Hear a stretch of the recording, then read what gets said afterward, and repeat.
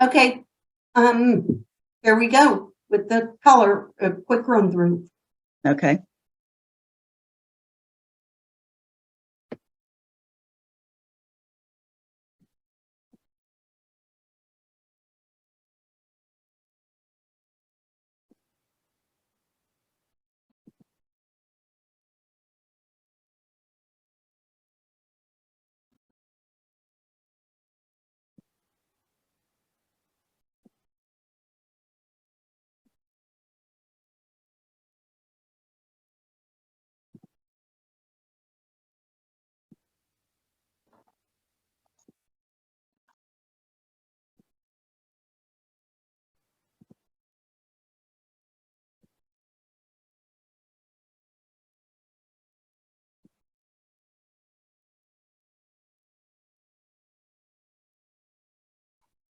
Okay, Okay.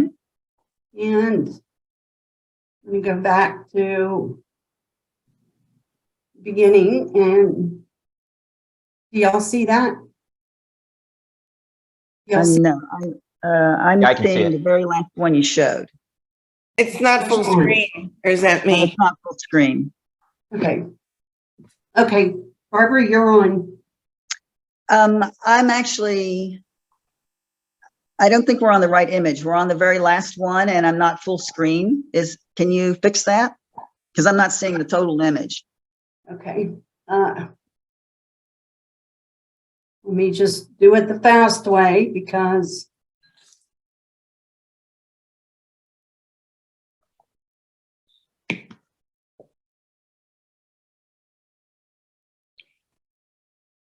now what do you see? Okay, yeah, that's working for me. Okay. Okay. This image I really like. It has a nice angle to it, kind of shooting up into the girl's body sitting on the fence. I just really love the angle that you've chosen here, and the kind of the wide angle so that her hand is, you know, huge in comparison to the rest of her body. Her body pose is very nice too. I like her crossed legs and her work boots. I think it just works beautifully in terms of her body pose. You could argue that maybe you need a little bit more, you know, her head's a little bit cropped, but I think kind of one of the things that's kind of nice that certain images kind of work when they're not perfect. And I think this is one of the images that works better because of its little imperfections. I like her kind of looking up and off into the distance. It just has a certain kind of fun quality to it that I think is very nice. So we'll keep this one. We'll hold this one. Okay. The colors on this are very nice, and I think the you know, the clouds, the lighting is beautiful. There's not a real obvious horizon in this one, but kind of the rocks at the top between, you know, at the bottom of at the top of the stream, but below the trees, it's a little bit on a slant. So I would kind of, I think it might work better if that were chosen as the horizon and straightened out. I think it'll just it feels a little off skelter otherwise. Compositionally, it also might, I'd like to see maybe less of the tree on the left, and perhaps maybe cropping would bring the rock, instead of being centered kind of in the middle of the bottom half there, left to right, that might offset it a little bit more, and that I think might improve the composition. But overall, I think it's a lovely image. We'll hold this one.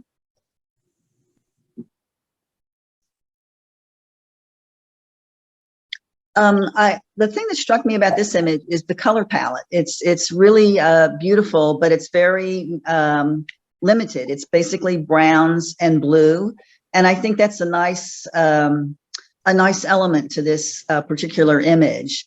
The one thing that it doesn't have is it's lacking in depth of field, but that would be really hard to get because you know, the ferns, I guess, are so close and the beach is so far away. I like the bird that's kind of in there. It kind of draws your eye to the waves and the beach. But unfortunately, you sort of know it's a bird, but there's not enough depth of field to see it clearly. I think the other thing you could possibly think about doing on this image is cropping out the sky, because it really doesn't add a lot to the picture. And then you focus on these beautiful bright colors that are the main part of the image. So we don't need to hold this one. Okay, I have been forgetting to say the title. The title of this one is Curves on Land and Sea. Okay. The next one is Dance Practice. These are always very difficult images to shoot for a lot of reasons. One is when you get a bunch of people dancing, getting great poses is really, really difficult. But to compound that, the lighting in this situation is very, very tricky. You've got the pavilion that's covered and dark, and then you have the sunlight in the outdoors in the background.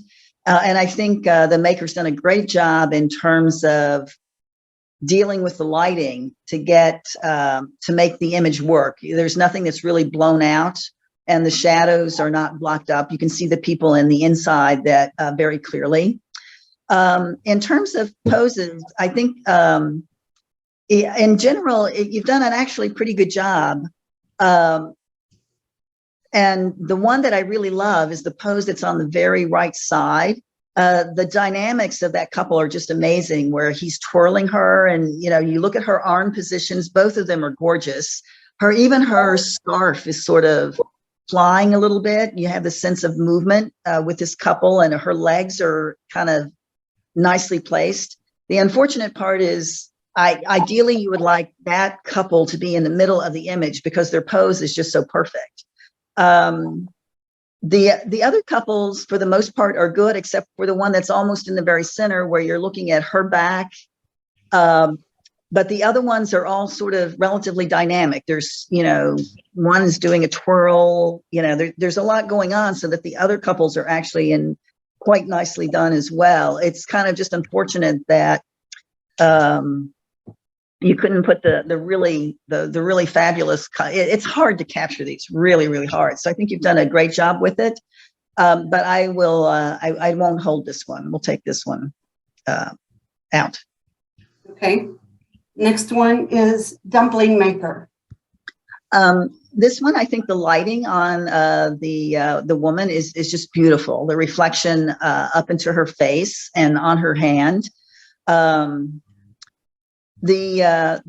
think the key thing with this one that could improve it is the cropping. You have kind of on the left, you have the guy whose face is going out of the picture. You could come in pretty closely to her elbow and probably even remove the dumpling that's at the very bottom left-hand corner.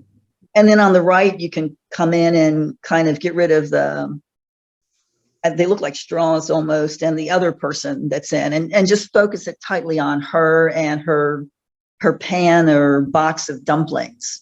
And if you do that, it's actually a pretty clean image in terms of other distractions, except for there's a light kind of right at the top of her head.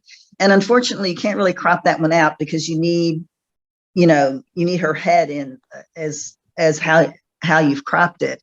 So what I might suggest that you could do there is actually just where the light is very bright, your eye goes to. So if you could take a color that's in that lamp, a kind of one of those gold colors, and just clone that over the bright white light, that would sort of reduce the likelihood that your eye goes there, and you focus on her beautiful face and the dumplings in the front. So I think this is it captured very well in a lot of respects, and we'll hold this one. Okay. The next one is Eye to Eye, greater yellow legs under the watchful eye of mommy. This one's an interesting image. It's very well photographed. I like the repeating line of grasses in the little island and in the background. And I like it in particular because it feels like there's a story to be told. It's like you have the couple on the right, and then The other bird is either a jealous competitor or a watchful parent or something. There's sort of a nice little story that kind of comes out of this image. So I think it's very graceful and well lit. So we'll hold this one. Graffiti Tunnel 1. This one, there's actually another graffiti tunnel, and I have to admit, I saw the other one first. And one of the things that struck me about both of these images is how incredibly noise-free these are. And so I had to, my computer actually showed the details of how they were shot. They were shot at an ISO of like 10,000 or 12,500. And I was like, oh my God, that camera's got to be pretty amazing. So this is a very impressive image in terms of the detail and lack of noise, because shooting in this kind of subject matter, you generally have a huge amount of noise and issues. And I think I forgot what camera it was, but I looked it up because it was very impressive. This one, I like the idea. Barbara, it is like The Leica, yes, L2S. Leica L2 or something like that. Yeah, I was like blown away with the quality of the image for the ISO that was on it. I like the tunnel effect, and I like on this one that particularly on the right-hand wall, you can see a lot of the graffiti. On the left-hand wall, less so. I like kind of the sense of depth that this one has. But we'll not hold this one, and in part because the one that's coming is really the one that drew my eye. Okay, and that one is Graffiti Tunnel 2. Yeah, this one was the one where I was just stunned at how beautifully there is no noise in this at all, and the detail is just amazing, and the color is spectacular. So I was like, wow. The one thing I noticed on this one, and I think you've done a pretty good job, is it looks like kind of right in the middle toward the top, there's sort of a gray spot. And I think that's probably a light that was blown out in the image. And I think you've done a good job of kind of covering it over, but maybe if you could colorize that so it's closer to the color of rather than gray, it's more of a sandy color like the walls are, that would really make this image just sing, because otherwise, technically, it's just absolutely gorgeous. So we'll hold this one. His perspective. This one, I was struck with it's just such an exuberant image. The angle again that you've caught this person at, where the hands are huge, but you're looking up, it just gives it such a dynamic quality. And then I love that the bubbles are just all over the place, kind of flying up into his face and kind of up away from the water. It's, it might be nice if it were a little bit focused. It's kind of focused about on his wrist, and if it focused closer to his thumb, that would be an improvement. But again, this is the kind of image where technical perfection is maybe a secondary consideration. Even the kind of the light highlight that's kind of right on his forehead, you could try to remove that, but on the other hand, it's also kind of in the style of this image. So I'm kind of on the fence as to whether or not that it would be hard to do, for one, but whether or not it's even necessary. It has a very nice exuberance to it that I really like, and it's a very creative angle and take on the subject. So we'll hold this one. Okay. Incense stick red. This one is just beautiful. I love just about everything about it. The lighting on it is soft and beautiful, and that I think adds a lot to the mood to it. The kind of repetition of the red incense sticks and the texture of the sticks that contrast and complement her hat is just another gorgeous element of this particular image. And I think what really makes this work really spectacularly is the curve of her arm as she's reaching under the incense, because what it does is it forms, you start with her hat because it's the brightest part, but you follow her arm down and then you go up and around into the red background and the red repetition. And it's the way it's composed, your eye just follows it perfectly through the frame. So I think it's compositionally, it's just framed perfectly. The only little comment I wanted to make about this one is there's a little bit of red shoe that you see kind of underneath her hat, and that's her red shoe. And there's kind of two theories on this. Some people would say that you could clone out and just, or darken it so that it's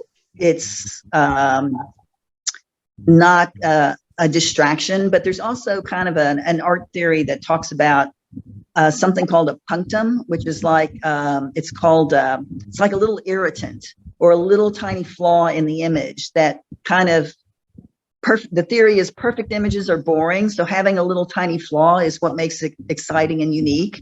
And I think that this little red shoe fits that criteria perfectly, partially because it's red like the incense is. So it had, although it's you could argue that it's a flaw, it also kind of ties in the whole image. So this image is just spectacular. This is an image that I would really recommend, like when I was talking about entering some of these online competitions, I would suggest you put it in because I think it's spectacular. So it's hold. Okay, next is Me and My Dog. This one, the thing that struck me immediately about this one, I didn't need to see the title because the silhouettes are perfect. You see the guy, he's rowing his boat or whatever that is, and the dog is perfectly posed. You can recognize it as a dog without actually having to see the title. And silhouettes of people or animals can be very difficult in that respect. So you've just done a fabulous job getting the silhouette perfect. I like the pose of his arm and the pole that he's poling with. It's kind of one thing that goes against tradition here is usually they say, you want a person or an animal going into the picture rather than out of the picture. And in this case, the dog and the paddler are going out of the picture. But I think in some respects that actually works very well for this image because it's a sunset image. And, sunset, you think of leaving, going. So going out of the image, I think, is a nice compositional element in this case. It also allows you to get the reflection of the sun. And that's a very beautiful textural element of this picture. So I think the way it's composed is just very beautiful and nicely done. So we'll hold this one. Okay. Milky Way over Forest to Beach. This one, again, technically is just absolutely gorgeous. Very little noise and, capturing the sky is just absolutely beautiful. And I think the foreground is actually a very good choice. I like the kind of lonely barn in the middle of nowhere kind of feel that has. And I thought about sort of where you chose to take the picture in that the Milky Way is sort of coming right out of the top of the barn. And traditionally, the rule of thumb is you don't want those odd juxtapositions where, the telephone pole coming out of the head of a person, for example, is sort of a classic no-no. And you sort of have that going on here, and you could have chosen a different angle, but I actually kind of like it because I think there's an element here that basically you're subtly tying this lonesome barn to the galaxy or the Milky Way. And it kind of says something about the smallness of humanity, but we're still linked to the larger universe. And I like that feeling that comes across by how you've chosen to compose this one. So this one is, we'll hold this one as well. Okay. Phone booth. This one, It's a very classic kind of French image of bicyclists and flowers that against a building. That's sort of a very classic composition. There's some things that I looked at the top, and at first I was thinking, there's a kind of little blue flag at the very top that I would suggest. At first I was thinking crop it out, but I think cloning it out might work too, because the reflections that are in the glass at the top are a very interesting detail. They're reflecting the buildings across the street, and I think that's a nice element in this particular picture.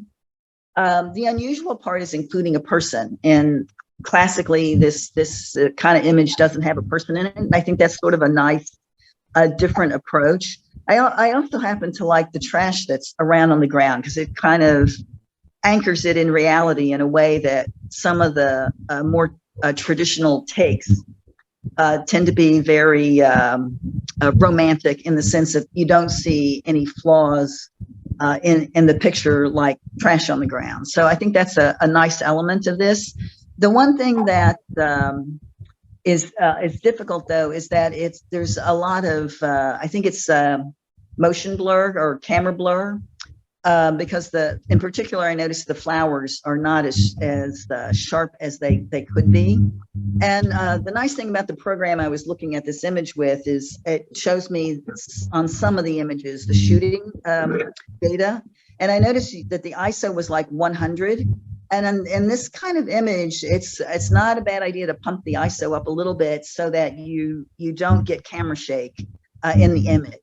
But otherwise, I think it has some very nice elements in it. But I think we won't hold this one. Okay. Seductive Enigma.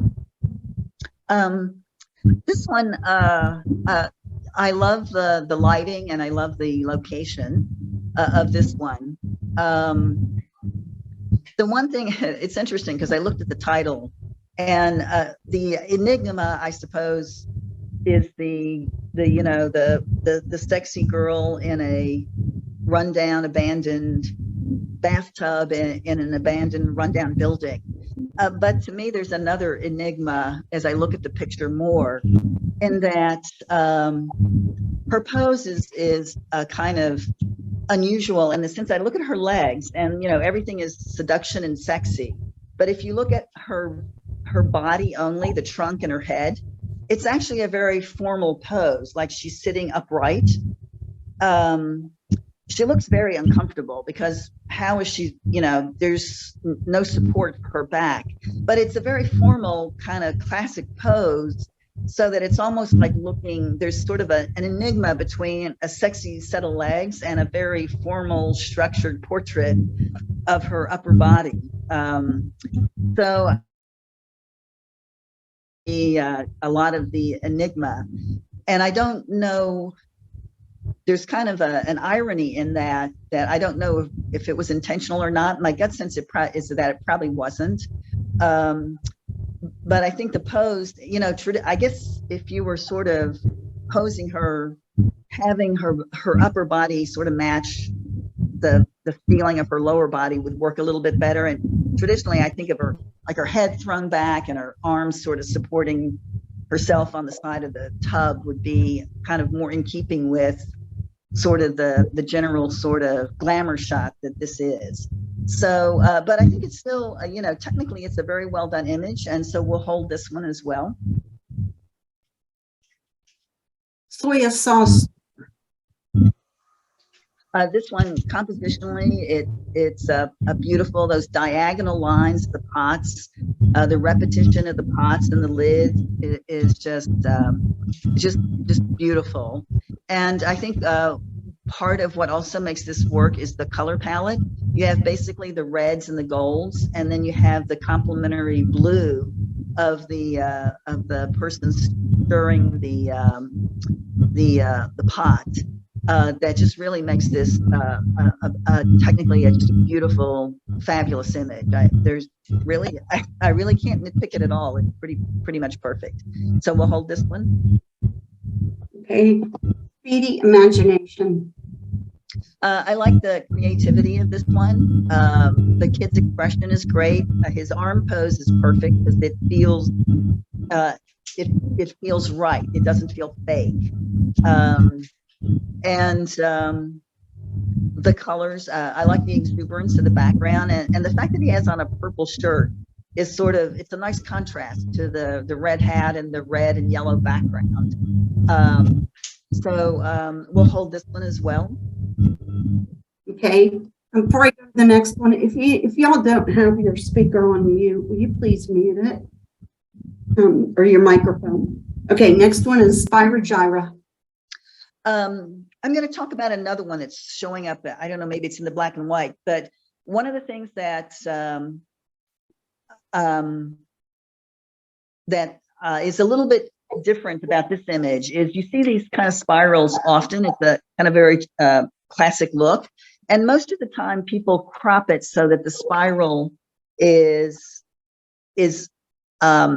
you wouldn't have the post in it. You would just have the focus, like maybe square it, crop off the right part of the post so that the focus is only on the spiral itself.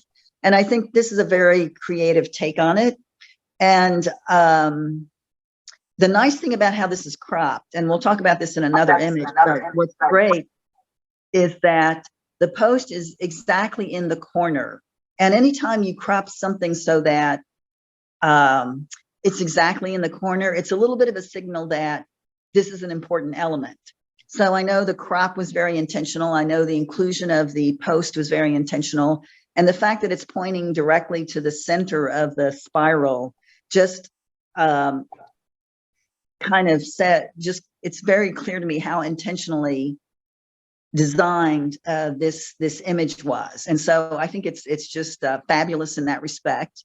And I like the creativity of including the post, because you also include that white brick area that is part of the spiral, but also it has its own little funnel-like shape going toward the post, which I think is a nice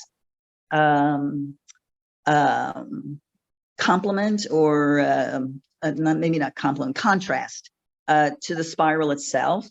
So I think this is beautifully composed, beautifully shot, technically just superb. The only thing that, as I was looking at it more, that I'm curious about is the coloration, because you have competing lights here. You have the yellow lights of the lamp that's or the light that's inside the spiral, and then around the outside it's a more neutral kind of daylight look. At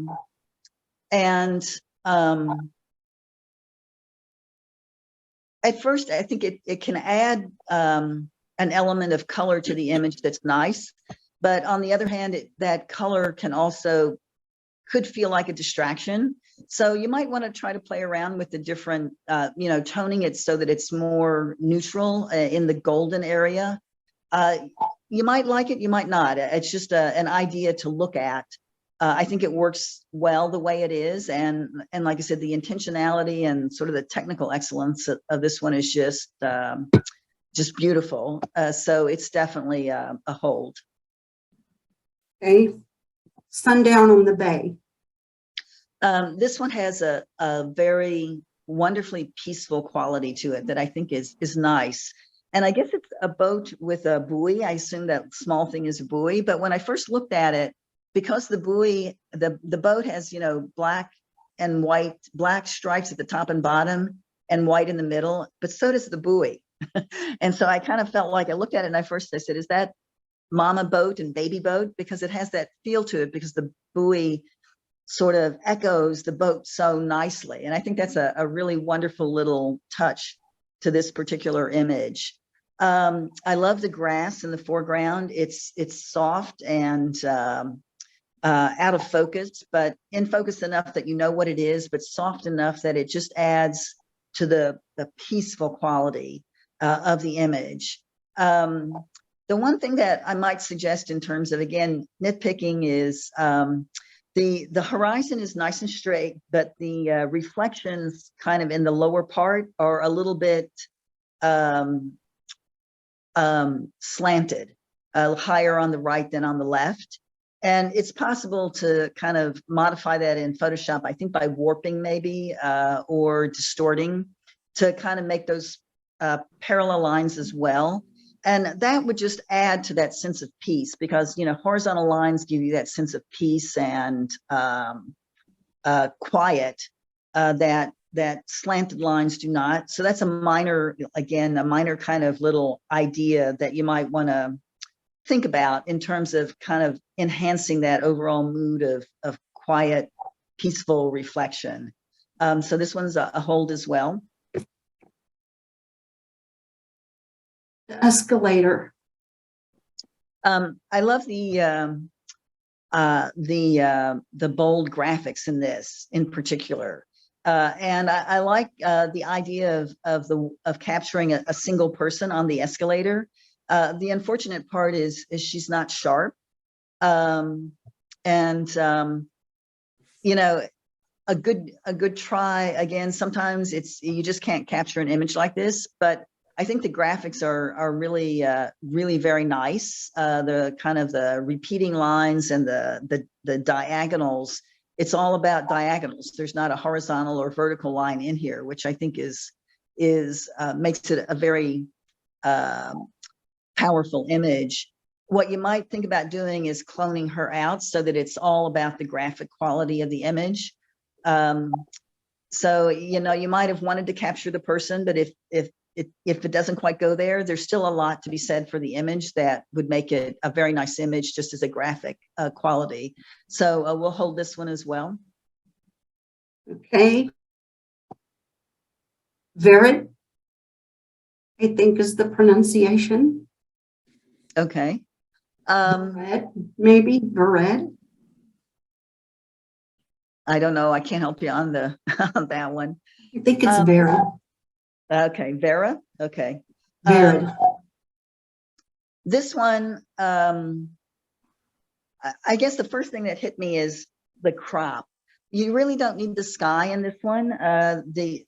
The image of her and the kind of the bridge she's on is relatively dark compared to the sky. So you could crop out, you know, crop down to the top of that. I guess those are rose petals that form the circle around her. I would just crop out most of the sky and maybe even try to darken it down so that your eye goes to the lightest part of the image, and that's not what the subject is. So, you know, kind of getting rid of that as much as possible, I think, is a good idea. I like her pose quite a bit, her upper body and her arms in particular, and her smile. Her lower body, she, you know, her in particular, her legs and her feet look a little bit awkward. And these images are sort of on the glamour side. So you want sort of a elegant pose throughout the body.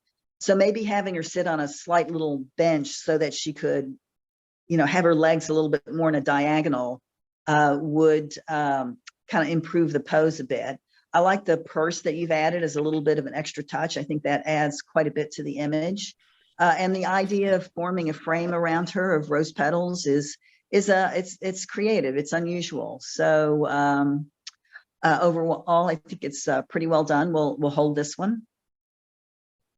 Last one for color is Walk. I love the fall colors in this. I think you've captured a really beautiful time of year, and you've captured the leaves and everything very nicely. And the other thing, you know, kind of capturing people on a walk in the woods is again a kind of a classic theme. What I like about how you've done it is you've chosen an angle above them looking down, and that's a little bit unusual. Usually you're kind of on the same level as the walkers. And I also like the idea that you're sort of framing them in a hole in the branches. The unfortunate part is if you capture them like a second or two before, you would be looking at the back of their heads rather than just at their backs. So I think the timing is just a little bit off on this one, but otherwise, conceptually, I think it's a very nice concept. But we won't hold this one. Was that yes? No, don't hold it. Okay. Okay. Now I have to stop sharing. for just a minute. And if y'all Okay. with me.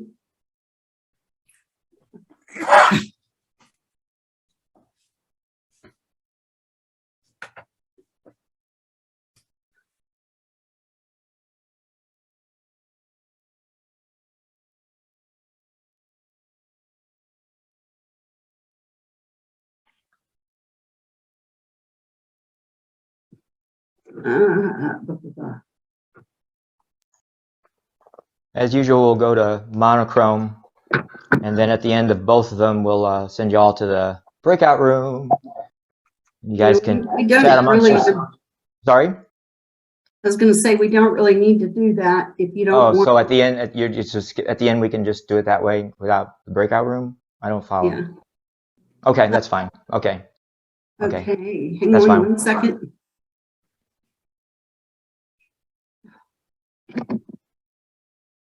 Can't get my Zoom back.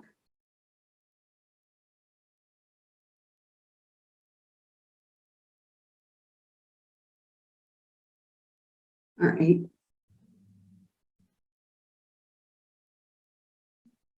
There's my Zoom. I got it back.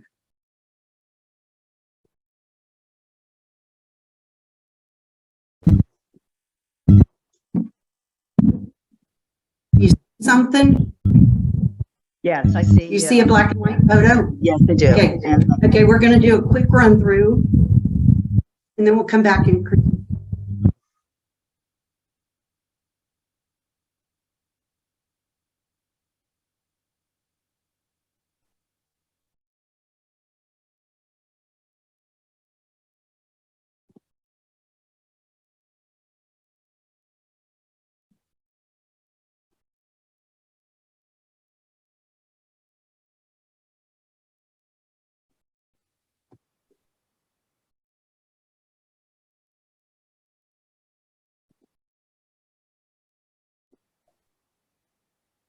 okay. I'm going to go back to the beginning.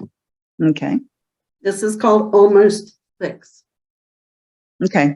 This one has a lot of just really beautiful elements. Like the sort of the curves of the sculpture that's a part of this clock is just gorgeous. And the textures and detail that are either reflections or textured metal, I think are just like really, really beautiful. I think to really focus in on those beautiful elements, you could crop a little bit off the bottom, about 2/3 or 3/4 of the way over, there's sort of a white lump.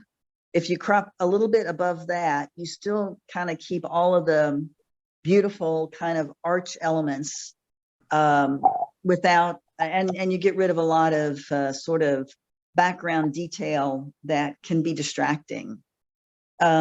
Yes, now I can see all of the picture a bit better.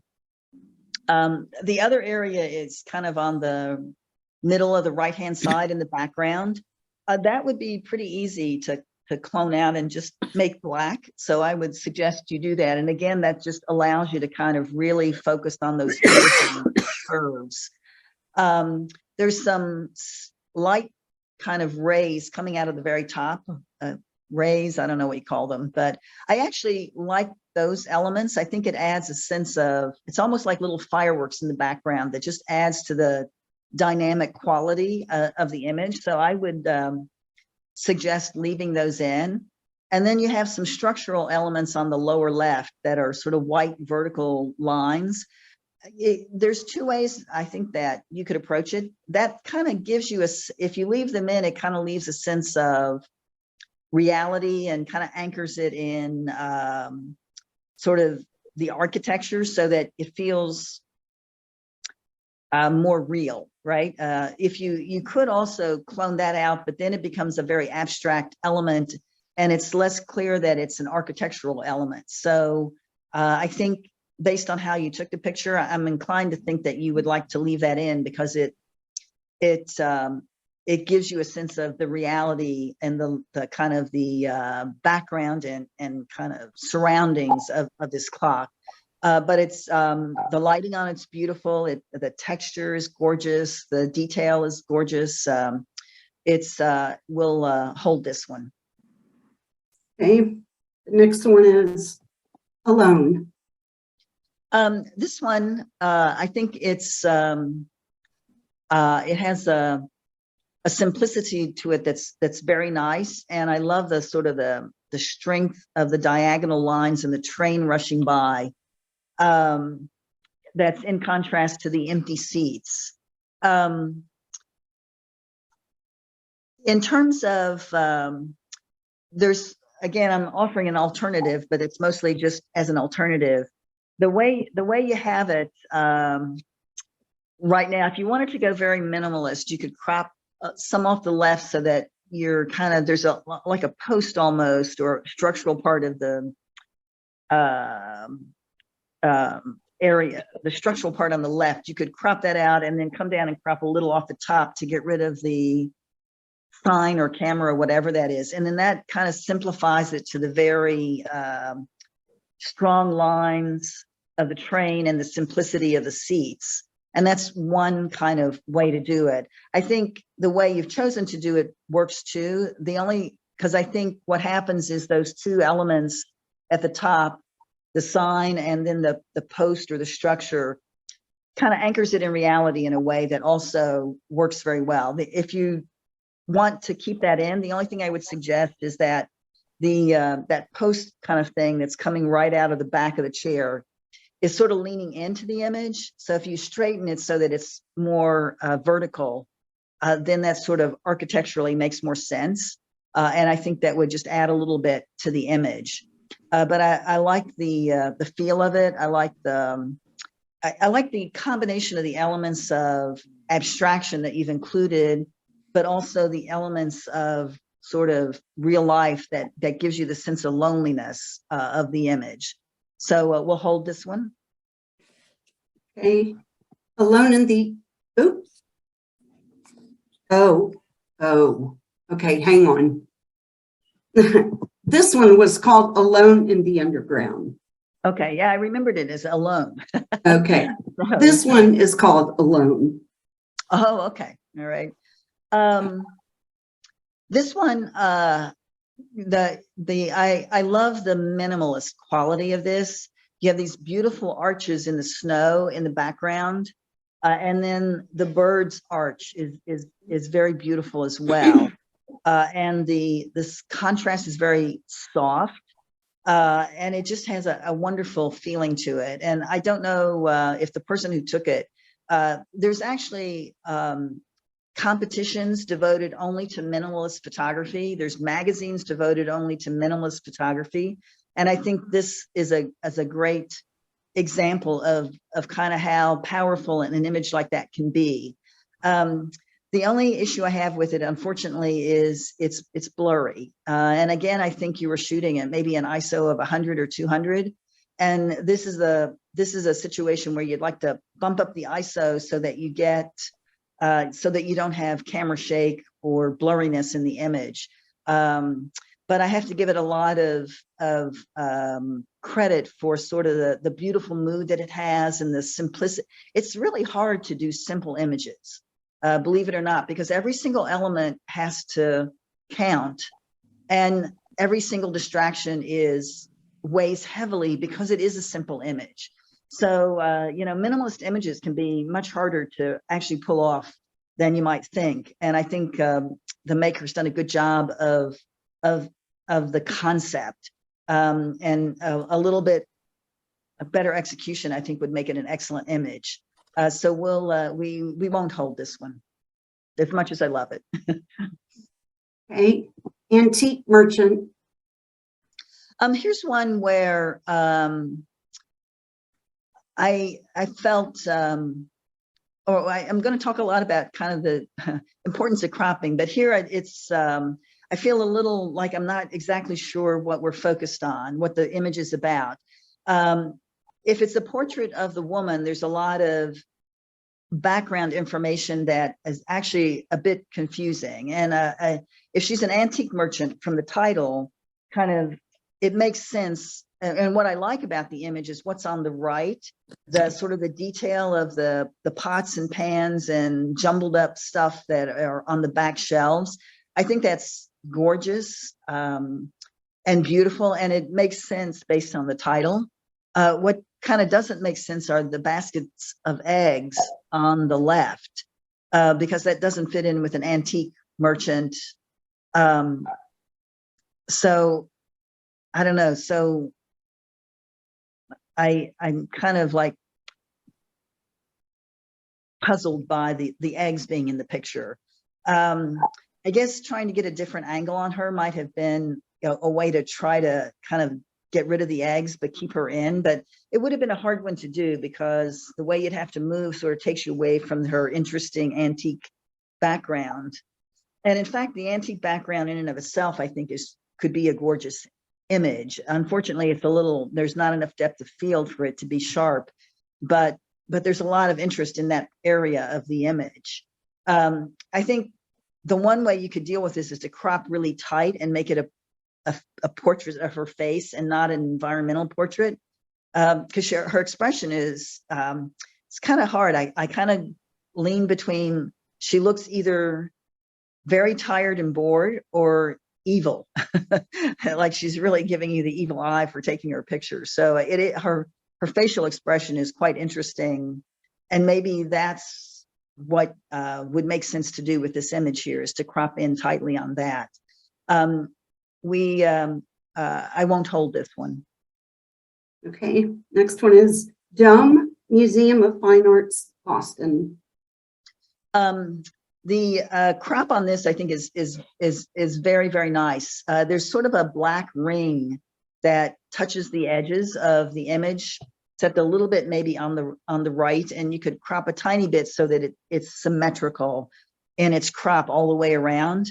But it's well done in terms of the lighting, and I like sort of the fact that the area that's circular and around the edges is vignetted. I don't know if that's sort of natural or if you did that on your own, but it kind of provides a nice circular frame for you know, a very beautiful ceiling.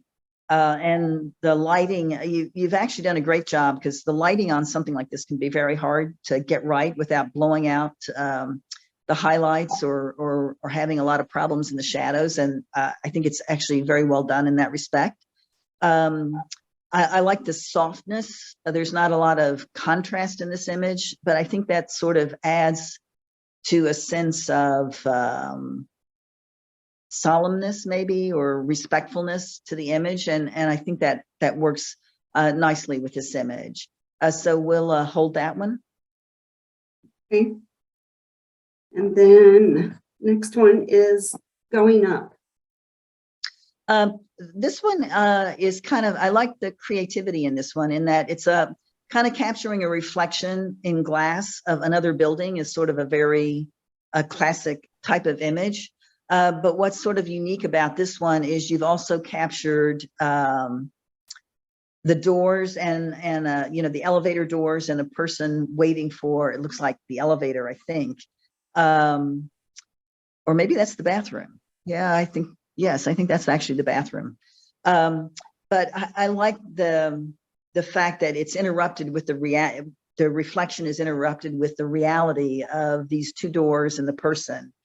The only thing I might suggest is cropping a little bit off the right, because there's a panel there that I think doesn't really add to the image, and kind of halfway or 2/3 of the way up, there's a light, it looks like, that's reflecting in the sky area that is just a distraction that you don't really need. So a little crop off the right, and I think that would add, kind of help you focus on the main elements of the image. But I think it's a creative take on images like this. So we'll hold this one. Okay, next is Great Egret in Flight. I like how you've captured the detail in this bird. His wings are, you know, beautifully photographed in terms of their angle on both of them, and the straightness of his beak to his feet. It's just really kind of emphasizes sort of how aerodynamically designed he is, or how his flight is. So it can be really hard to capture the whites as well as you've done. So that's excellent. And I had a little bit of a struggle with this one, and because it looks like it's a little maybe pixelated is the word that I would use. So these images are downsized. So I don't know if the pixelation comes from the downsizing or if it's in the original image itself. So I had a little harder time judging this one because I don't know if it's an artifact of judging online or if it's if that's what's in the image itself. But hopefully the original image has, is a higher pixel, has more pixels, and you can see all that detail a lot more beautifully. So I will, unfortunately, it's hard. Let's hold this one because I don't want to discount it because of, the artifact of digital judging. So. Okay. Next one is snake charmer. This one's kind of interesting in that kind of the angle of composition you've chosen, because you have her chin and her lower lip in the image. And it's kind of reminds me of and I can't recall his name at the moment, but there's a famous photographer who photographed glamorous people in ugly poses, basically. And I'll maybe think of his name eventually, but it reminds me a little bit of that because it's harsh light and it's a crop at a weird angle that sort of emphasizes an element of the body that in and of itself might not be considered attractive, but the woman herself might be very attractive. So it had that element to it, but I think, to be honest, I kind of feel like if you had focused a little lower, then several things would have happened. You would have cropped out her chin, which could either, like I said, be a design element or a distraction. And in this case, it kind of feels more like a distraction to me. But by lowering your composition to include more of her hands and more of the snake body, I think it kind of, you almost lose the snake itself between her lip and her pendant of the snake, because that's sort of the things that I look at first, and then I notice the snake in the bottom. The other problem with the snake is, unfortunately, he's out of focus, his head. And I think for this image to work, you would need the head to be in focus. But I think how she's holding him, and that has the potential to be photographing hands can be very difficult. And I think it looks like you could have gotten a very good composition with her hands if you had lowered it a little bit. So there are a lot of kind of elements in this that I think are a plus, but overall, I think because of the choice of framing, we're not gonna hold this one. Okay. Next one is the corner. Okay, this one, I actually wanted to talk a lot about this one because there's a lot going on here about this image. And the key thing was the cropping. And as I looked at this image, I think that you have to sort of break it down into its key elements. And there's the two windows that are sort of in the right-hand side are sort of key elements because they're in everything. But if you notice, those windows kind of connect to a stripe, a gray stripe, diagonal stripe, that makes it almost look like a backwards check. So you have two backwards checks that are grayish, and then a black diagonal that's sort of parallel to those two checks. So those are those are structural elements. But the other structural element you have is this little black triangle at the top. And then next to it, it's in the top right hand. But next to it, you have like this quadrilateral, this rectangular kind of white form. And when I looked at this image, I wasn't 100% sure what the maker was like focusing on. And so I was playing around with the crop, and I talked a little bit about how important the crop is with the spiral staircase, but I also kind of to help talk about this image. I think it's fascinating because minor crops will change this image substantially. And Michelle, can you go to the next picture? Yes. So I was looking at it and trying to think, well, what is the most important element of the middle image is the original maker's crop. And I was trying to decide, is it the kind of the black triangle and the white quadrilateral are what you would call negative spaces in the image? And there's a third kind of major negative space, which is the wall that has the two windows. That white area of the wall is also a negative space. So this image is about, there's a lot of negative space in it, but there's also like these other structural elements that the backwards checks and the diagonal that I talked about. And depending on how you crop it, it focuses your attention in different elements. So if you sort of cover up the very left image and look at the middle image, which is the original maker's crop, and then the crop that I'm showing on the right, what I did is I cropped a little bit off the right-hand side. So if you look up in the corner, I've kind of cut into that little, I've minimized that sort of oddly shaped negative space so that it's less prominent. And if you look at those two images side by side, and I think that's the only change I made in this image, yes. So, but if you look at them side by side, if you look at the black diagonal in the lower left, it looks longer and it looks more dramatic in the cropped image than it does in the original maker's image. Can you guys see that? Yes. I guess probably you're muted, but it's a subtle difference. I can see it. But it changes the dynamic of the image quite. You know, the focus now becomes on those three diagonal lines, and they're more powerful because of the minimization of that negative space on the right. I mean, on the right hand of that picture. So that's one way to look at the image, and the focus then becomes mostly on those three diagonal lines.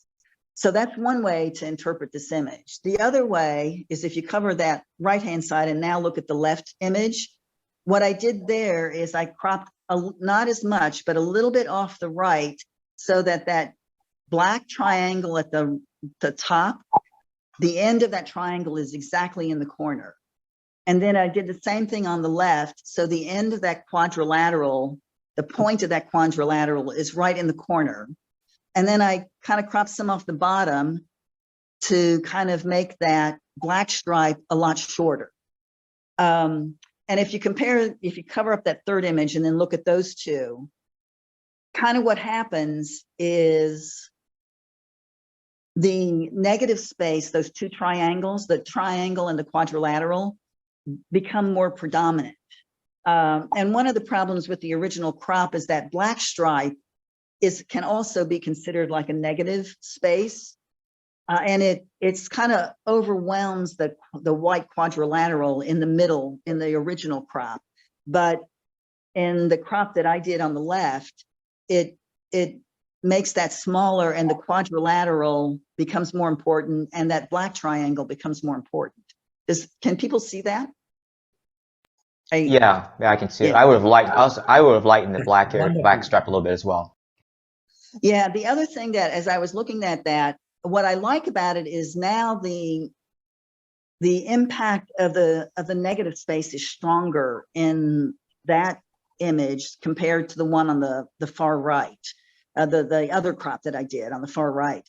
And actually, if you take that, I was looking at that, and if you take it a bit further and the black stripe in the lower right corner, if you blacken that and make it a black triangle by cloning in that little extra white space at the very bottom in the corner, now you have two black negative spaces and a white quadrilateral negative space. and it almost becomes Escher-like if you do that. I did it kind of on my computer just to see it, and I really like the result. Actually, it becomes much more of an abstraction, and like I said, it almost has an Escher effect where you're not sure what's coming forward, whether it's the negative spaces coming forward or the kind of the windows and those kind of check marks. So just by those minor crops, you have two very different interpretations of the image. One of them is more about the architecture. The one on the right is more about the architecture itself and the power of sort of leading lines in the architecture. The one on the left is more about abstraction and perception. So this image, you know, minor crops like that can make a huge difference in sort of the subtle messages that come out of the image. And the way the makers cropped it is, I'm not quite sure which interpretation they're heading toward, but either would be acceptable and either are good. It's just something that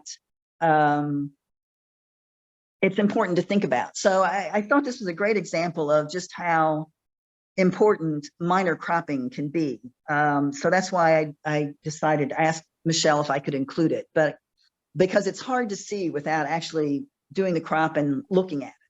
So anyway, very interesting image, and we'll keep this one in, and hopefully that was helpful to people.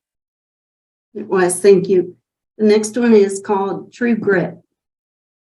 This one's a lovely image. I love the angle of the bike, and the nice thing is you've included the bike completely. You didn't crop it off at the top, and you have the arm and the leg, which I think are very important and very well composed in the image. And I just love the explosion of dust and particles that you've captured in this image. The detail is just marvelous. I like the brown toning of it because it gives you a sense of dirt and kind of adds to that gritty quality. If it were straight black and white, it would work, but the brown toning, I think, just adds another little extra special element. The only thing that I could think about for this image is you sort of have a natural vignetting in the upper left and the upper right because of the background. You might want to, if you looked a little bit at vignetting the two corners in the bottom, that might add something to the image. I don't know. It's worth taking a look at, but I think it's just a beautifully done, just gorgeous image. So we'll definitely hold this one. And the next one is called Which Way? This one, when I first looked at it, what I liked about it, the appeal is it's almost like a woodcut or like a drawing, a technical drawing, partially because of the gray, the fact that it's black and white, but it just has that quality to it that I thought was very evocative. The simplicity of the background, I think, is gorgeous, and the reflections are gorgeous. And the two birds in the front, I think, are very beautifully posed.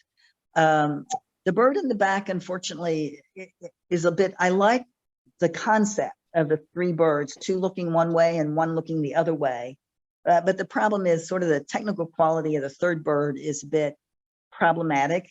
Like you're missing some of the back of his head has been wasn't included in the selection. And then if you look at the bottom of the bird, it's kind of, for one, it's light and it should be darker.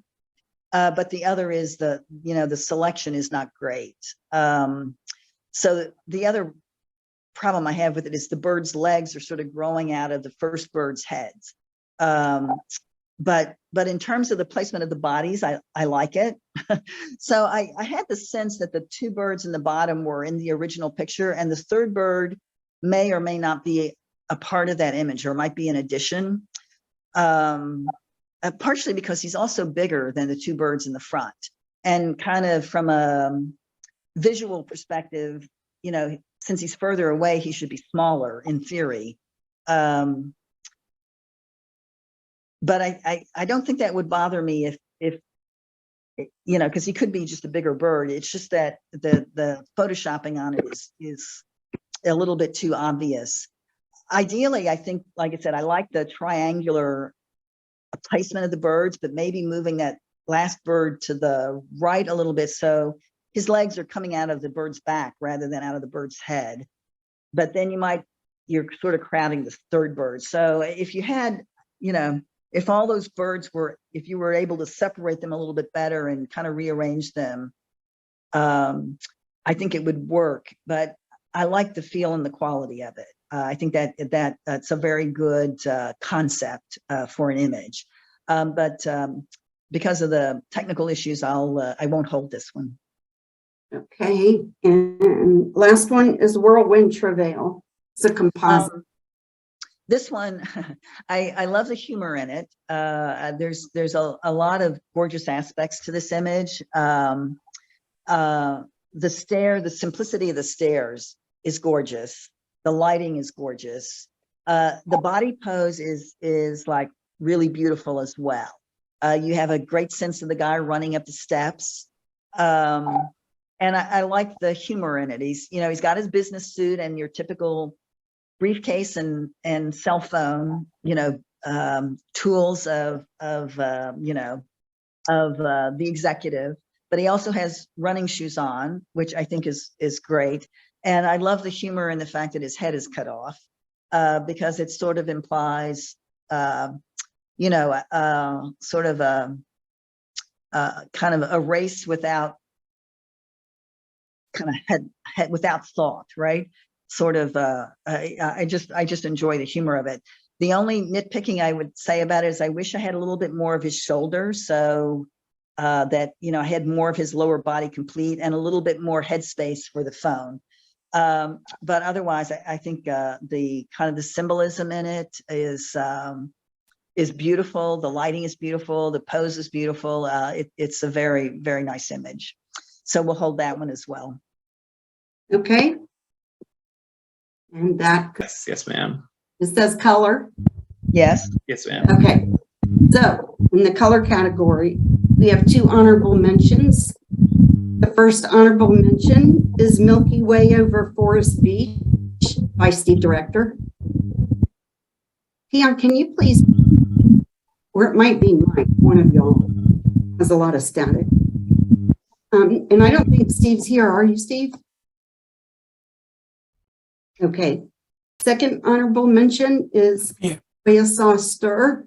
And this is mine. So I shot it with an iPhone. It's funny because I actually had the nerve to ask this lady to change her shirt because, because she had on a yellow shirt. And this was I just got back, Barbara, from Vietnam. This is a family. This is their backyard. They sell this soya stuff all over Vietnam. And just the way they had the pot set up, etc. It just, to me, was ultra cool. So yeah, I asked her to change her shirt and she did. So you know what? That adds a tremendous amount to that image. So that was a great idea. Yeah. thank you. I was glad she did it. Third place is Audino by Tian. Yay. Sorry about that. I was muted. Yeah. No, thank you. Oh wow. I'm sorry. It's pronounced Audino. I think I had it's supposed to be a little accent over it. I don't know. But so this is one where kind of like I said earlier, we had the issue of only having one frame, and we tried this one for maybe a good 30 minutes, probably 40 minutes. And we did it. It was also, if you can see, the sun is actually right behind her. And generally, we're kind of wanting to shoot with the sun on the opposite side of her. So it's tapping on her.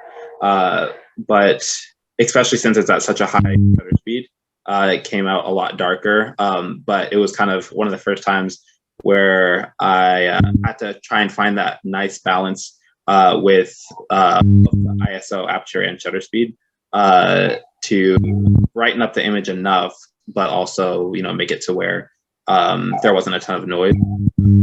So I was happy with the way this one came out. I woke up one day and just had the idea for it after having artist block for about a month. So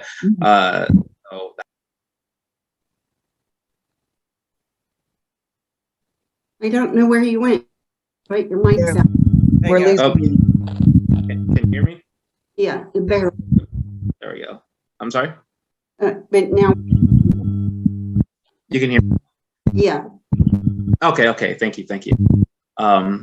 So yeah, that's about all in that image. That's my friend Serenity in the picture, by the way. She's really awesome. She's been helping me do photography for about since I started about a year and a half ago now. And I think she's actually also the other person in the other image I submitted. So. Okay. Yeah, she's the fact that you did this with one shot. I mean, some people would end up.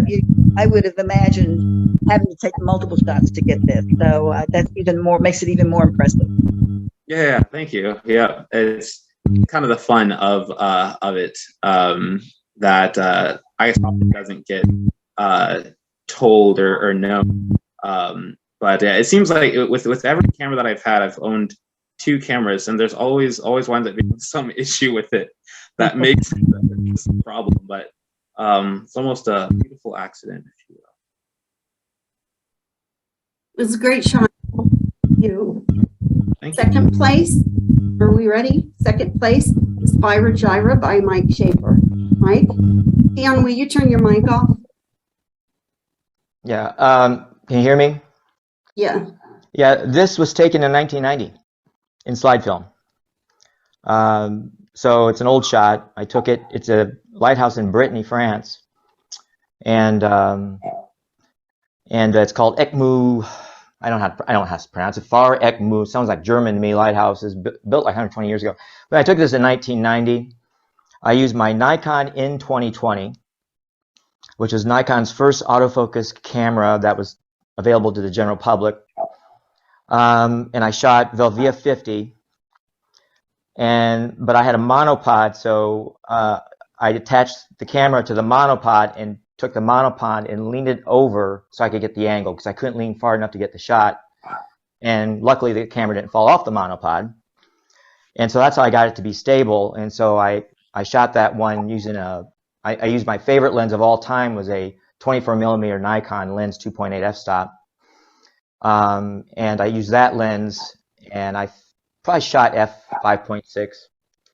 Wide angle, you get a lot of depth. I may shot f8, but anyway, this is an old one. And the only reason, because of topaz denoise and sharpening, that really brought this slide image to life. Because when you shot film in the old days, you didn't get the dynamic range you get with digital photography today. But that allowed for the dynamic range to improve and got rid of the noise and really made a big difference. So Topaz gets credit for this one as well. So Mike, yeah.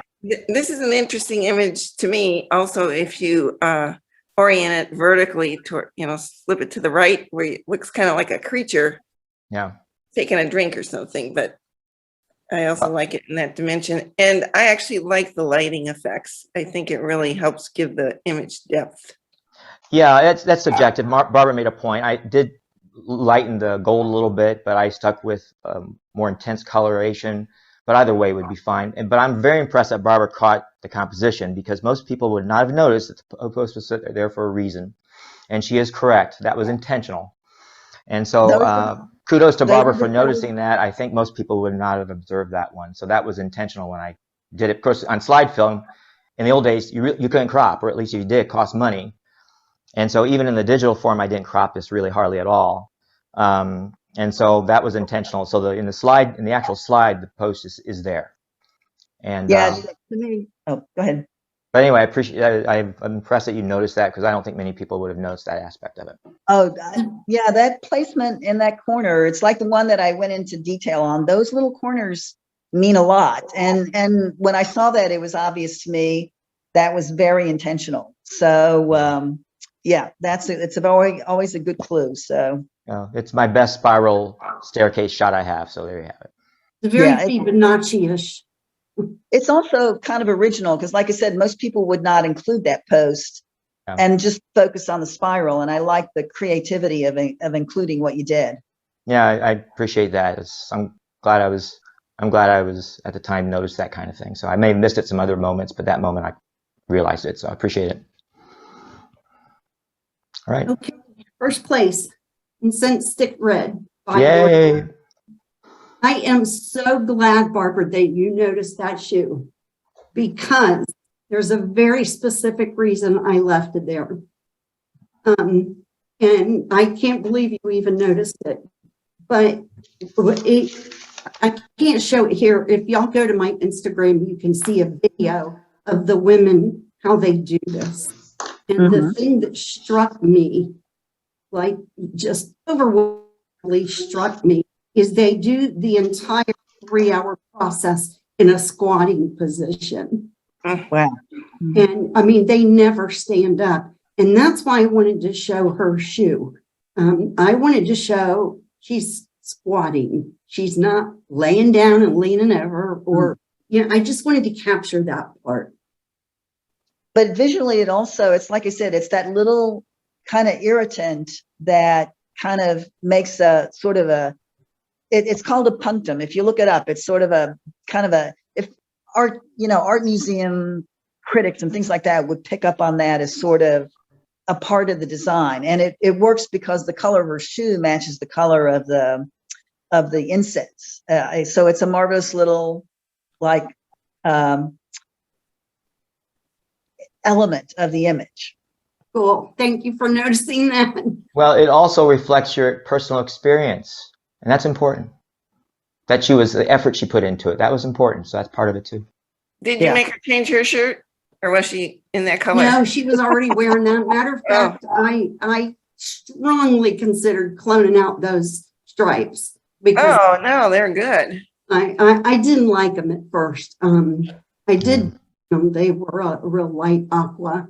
But I think the shape of her arm really adds a huge amount to the composition, because it does make your eye go from the hat where you start and up and around. And so it's just like the composition is just perfect. Thank you. So quickly, what are they doing with these bouquets of incense? How do they get it? That manufacturing? Like I said, if you go to my Instagram, you can see the video, but the incense comes with, each family has a different function. And this is a family, and this is their backyard. I tried to make this look like it was this humongous field of this stuff, but it's really not. It's pretty small. And by the time it gets to her, it's been bundled, and the men in this family dye the tips. And then they're sold, and they stack them up and lay them out on this ground. And the women come by. It's got a rope around it, and plop them down on the ground so that they spread out to dry. And it takes all day for them to dry. That's what they're doing. They're bundles out so it can dry.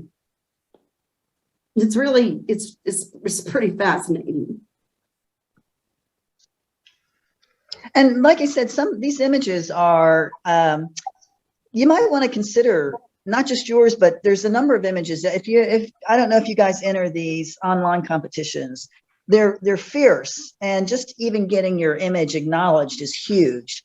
But getting an honorable mention or, any kind of award is just outstanding, because the competition is so fierce. But an image like this, I think, could work, would possibly, be recognized, if not be acknowledged as because they do a selection of kind of things they include, and then they do honorable mentions and, first, second, and third. But this is the kind of image that you should think about applying it if you want. There's pluses and minuses to going to those competitions. But you certainly, could put images like this in there. And the other one in the black and white that won first place, I also thought that could very well kind of go into those competitions. You know, but don't go in expecting to win, because like I said, the competition is absolutely fierce in those things. And in the last round, the luck comes totally into play. Really lucky. You have to get lucky. It does, because like I said, you know, these judges are looking at hundreds and hundreds of images that are all just phenomenal. How do you pick? I don't know. I don't know how they pick, you know. You just gotta get lucky too, so part of it. Okay, we ready for black and white? Yep. There were no honorable mentions. We didn't have that many black and white, so there weren't enough to have honorable mentions. But third place goes to Mono. Third place goes to The Corner by Michelle. Thank you. And I can't believe that you pointed these things out. There are very specific reasons why I cropped it this way. And this would, okay. I normally, my favorite thing to shoot is architecture, but I didn't think this was a good architectural shot. What I wanted to show is that corner, like the apex of the check marks, was 90 degrees. It was more like 75, which is unusual. And I wanted to show that. I wanted to show that that corner. And so when I do architectural shots, I always put the corner in the corner. So I would have brought, like you did on your right-hand image, I would have brought the right side to that top corner and brought it down so that one of these elements on the left side was in the corner. But I couldn't find a composition I liked that said what I wanted it to say.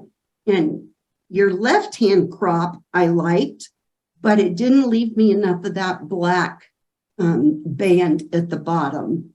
So I ended up deciding to chop, if you will, and leave the corner on its own and not to direct eyes to the corner. So I chopped the top, and that's why I left that little piece of black at the bottom to kind of mimic that chop. And it's probably a bad decision, but it is what it is. But anyway, there's no real right or wrong in any of those. So it's like I said, it's sort of what you want to point out in the image. So there's actually nothing wrong with the crop you chose either. It just sort of one kind of focuses more, like I said, on the architecture and the lines, and the other focuses on the abstract. It kind of depends on what you want to say, you know? Yeah. So in all three of the crops work. I'll put it that way. It really just depends. But I just thought it was such an interesting image because the subtle crops could make changes how things go together in the image. And so I thought it was a very good educational image in terms of thinking about it. Yeah. Okay, second place, Free Grit, Mike Schaefer. Yeah, this was taken this last March in Indiana. And Indiana likes to race cars, but they also like to race motorcycles. So when I was in Columbus, Indiana, I found out they were having a dirt motorcycle race. So I went and shot. And I ended with this one. A good example, it was very bright outside. It was a very sunny day. So the only choice you have is black and white anyway. And besides, I think that was a better thing. But remember, when you shoot black and white, the light doesn't matter too much. So you can shoot midday in black and white. Don't shoot in color, but shoot black and white and you'll be happy. But yeah, I'm really happy with this one. And it was fun doing. And you are right, Barbara. I purposely picked a brown tone because the brown tone reflected the dirt and kind of the taste and the smell of the experience as well. The exhaust, the dirt, the mud, the excitement, the noise. And so, yeah, I was very happy with it. As for vignetting it, I could see some vignetting on the two right corners on the bottom a little bit. That makes sense. I might do that. I think I will do that. That's a good suggestion. And you might decide that you don't like it vignetted. It's just I just throw out these ideas. I think I'll take a look at it, but I think it will bring your eye even closer and more into the experience of the motorcycle. So I think that might work well. How far away were you from the bike? That? How close were you to the bike? I used a 70 to 200 millimeter. I was on 200, so I zoomed in. Yeah. I zoomed in. I was shooting 1 per 1,000. there's plenty of light, no problem there. So I could stop everything. I didn't want any blur because I wanted to capture the dirt in midair. And besides, if he's coming at you, your shutter speed has to be as high. And so if they're coming towards you, your shutter speed doesn't have to be as high as if they're going, horizontal to the, or perpendicular to the camera lens. I was thinking more of the dirt in the camera. That was a problem. So that's why when you shoot stuff like this, you better have a lot of opportunities to wear wipes, and do put on a lens cover, because on this one, I had like 3 lens covers. I just replaced the lens covers, and then I cleaned one while the other one was on, and I'd alternate. But yeah, you definitely have to bring a good lens cover and watch the dirt getting on, because your lens is going to get dirty. But I think I was at 200 millimeter. Yeah, I was using my Nikon 70 to 200 millimeter on this one. I was shooting my Nikon D600 on this one. Yeah. So it worked out very well. So I was very happy with it. The rest of them weren't that good, but this is the one shot that came out good. So I got lucky. Yeah, this almost looks like it could be, like a staged thing. So I'm impressed that you got it. Just, you have to take a lot of pictures usually to get something like this in the situation you're describing. Yeah, it was the only one that came out this good. Believe me, I'm not going to show you the rest of them. They're okay, but this was the best one. Okay, and in first place, composite by Mike Schaefer, Whirlwind Travail. Well, I'm going to give credit to Michelle as well, because Michelle inspired me to do something like this. This is her kind of stuff. And so, last year she showed some interesting images, like just the feet and walking,